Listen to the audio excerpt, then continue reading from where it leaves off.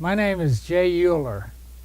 So I was leading a seminar in New York City the next day, and I walked into the hotel the night before, and there was a beautiful young woman looked up from her computer with a great big smile and said, "Welcome, Mr. Uhler."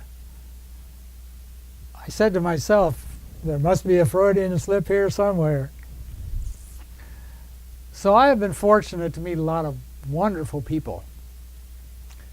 I coordinated the dispute resolution forum at Harvard Law School for practicing attorneys, and one of my friends there mentioned that he loved music but he couldn't sing. I mentioned to him, my belief is that if anybody has a good speaking voice, they can sing, and you have a great speaking voice.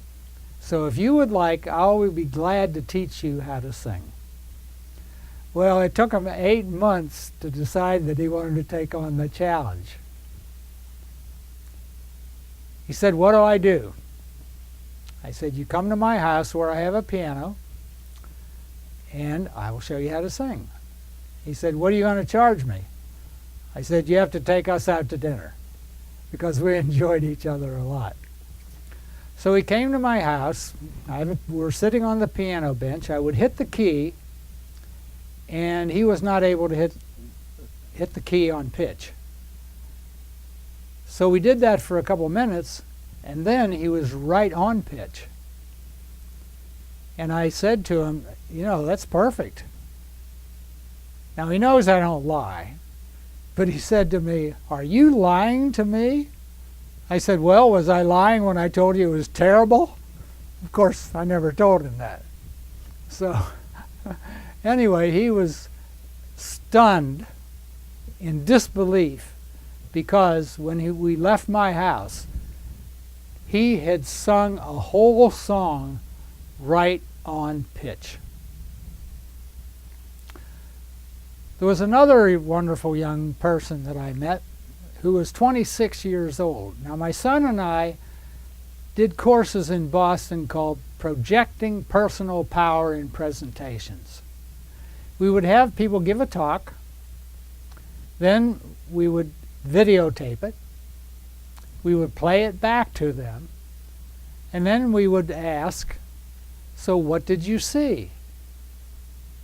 Well, this young man lowered his head as though he was in shame, and he said, "Well, I know I've got a terrible voice." Everybody in the whole place was astounded because he had a beautiful voice, deep, rich, resonant. It was the kind of voice that if you're talking to a person on an individual level, it is really soothing. But if he wanted to project it, he could have filled a whole auditorium. I said, "Where did you get that idea about yourself?" He said, "Well, my father and my brother used to tell me my voice was too loud."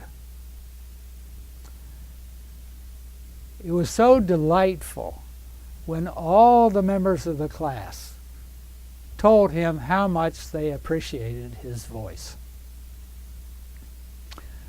So I have a couple suggestions if you're like my friend at Harvard, or if you like the young men in our class,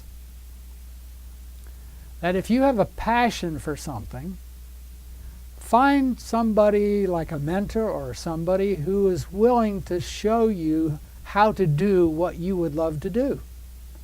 And there are a lot of really wonderful people out there, and maybe you have to pay somebody, but if you love doing it, it's worth it.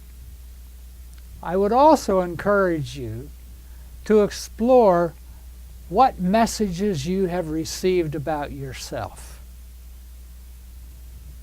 It may have been from your parents, it may have been from teachers, it may have been from coaches, it may have been for choir directors, it may have been for friends.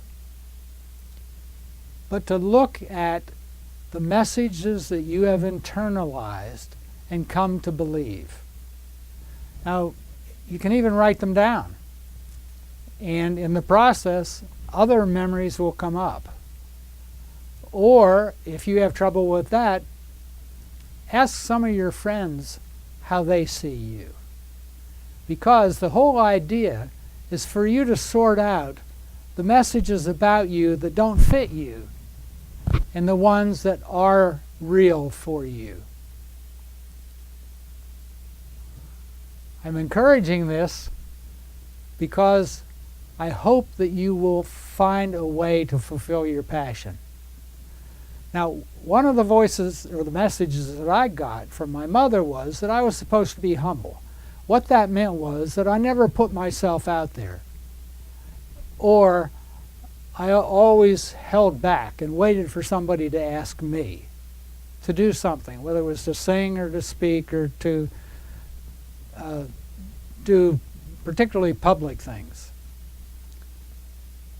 So what I have discovered is that that doesn't fit me, that I need to seek opportunities, not only wait for people to ask me, because I've been so fortunate that a lot of people have asked me to do a lot of things that I enjoy. But to hold back, that's not me.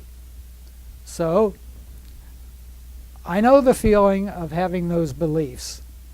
I want to encourage you to claim your passion and to claim your power.